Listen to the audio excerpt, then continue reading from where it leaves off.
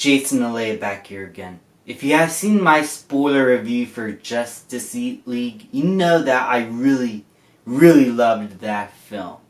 And you know that near the end of the review, that I said I'm going to do a separate review talking about the Jared Leto Joker scene at the very end of the film, and discuss why I think Jared Leto has redeemed himself as the Clown Prince of Crime, and basically talk about how that can maybe bring him back to the DCEU in some sort of way. Because it has been reported that Warner Brothers is very happy with the performance Jared Leto gave in that one scene. And so, I wonder, are they going to bring him back? And we have to judge for ourselves when it came out yesterday on what we think of this Jared Leto Joker this time around. And man, so far the responses I've seen have been extremely positive. And I think there could be a chance for him coming back if Jared Leto and Warner Brothers resolve their differences. So I think there's a good chance. Maybe. I don't know. I can't predict the future. But what are my thoughts on Jared Leto this time around? To talk about that, I gotta discuss what I think about him at first when he appeared in Suicide Squad, the 2016 version. Right here. This movie I love, but I could tell it has so many problems. I really understand everybody's criticisms. But this movie is just one of those movies that I have so much fun watching that I can't help but have a good time. But the criticisms I completely understand. Especially from Jared Leto's portrayal in this film.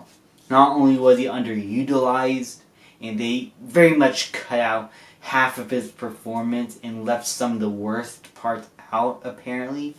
But what they did left in, apart from the extended versions, which I think improved his performance a tiny bit, it really felt weird. There's hints where you could hear Jared Leto, but most of the time, his performance, you do not understand what he's going for. Like he's going for a bit of a Jack Nicholson and Heath Ledger mashup, and it doesn't really fit exactly. I mean, it fits in tone with the entire movie, but as a Joker character, it really feels weird. Also, Hunka Hunka has become a meme.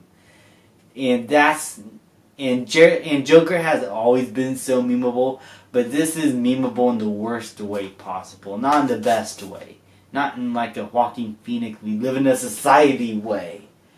This is more of an embarrassing way. And so, I originally thought, this is weird, not my favorite. But over time, it just really isn't my favorite. It's one of my least favorite portrayals of the Joker. And so, I was interested to see what Jared Leto might bring to the table. And there's only one scene of Jared Leto in the very end.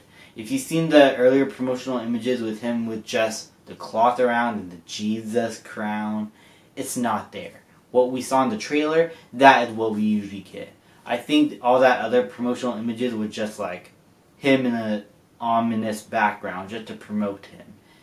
But his scene with Ben Affleck's Batman and how they discuss each other's history and past and how it's leading up to their apparent nightmarish apocalypse in which they have to apparently team up in order to do what they need to do at this point in time and defeat Darkseid.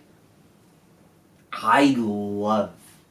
In fact, the performance from Jared Leto feels like it is coming from Jared Leto. But he is not making weird noises. He's not having weird quirks or making weird faces. The faces he makes are more subtle. They're blank and dead faces. And not like actually dead, like he dies, but his face shows no emotions most of the time.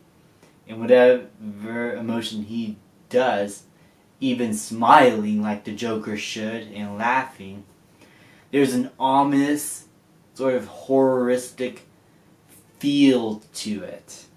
Like you feel uncomfortable when he's just standing still or moving or shaking his hand a little bit. It's those kinds of quirks that make his character extremely work well. And his confrontation with Ben Affleck, talking about the death of his parents and Robin, and how much that is affecting him in terms of death around the character, and how he basically needs him in order to fill a hole.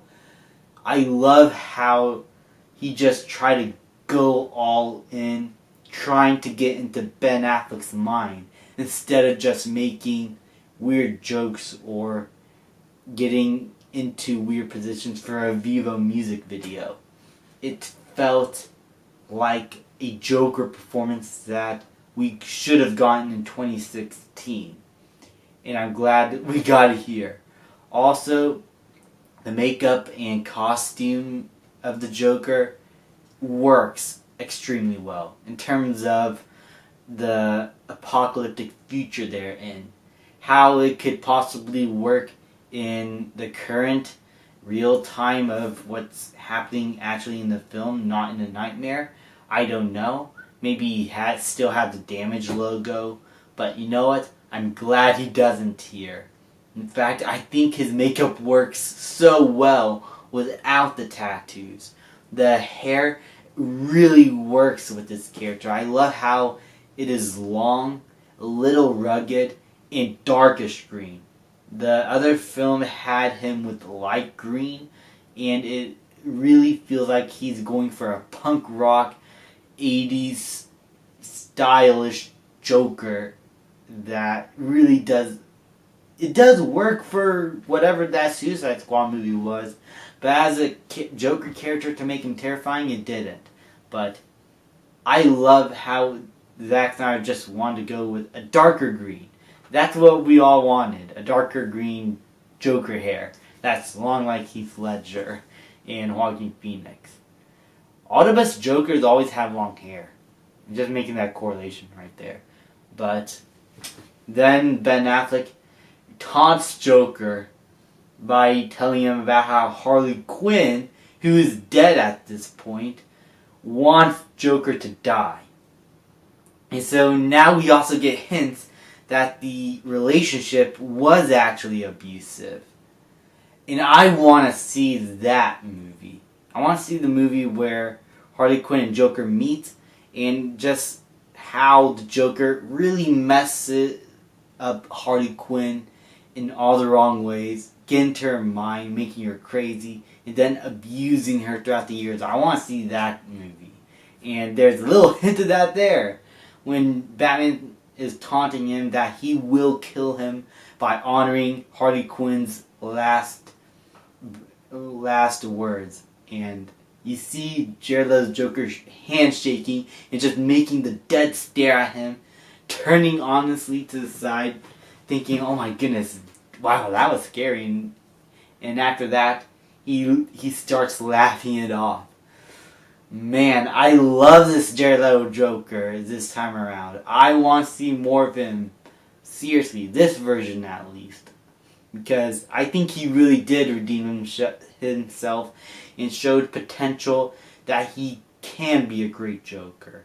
And now, hopefully, Warner Brothers could bring him back, make amends, and he can give us more performances from this character in future movies. I will understand if he doesn't want to, and that's cool.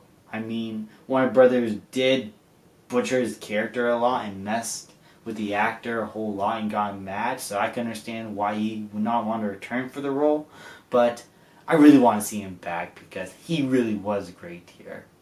Anyway, guys, what do you guys think of the Jared Leto Joker performance in the comments below? Please like, subscribe, comment, and I'll see you guys next time.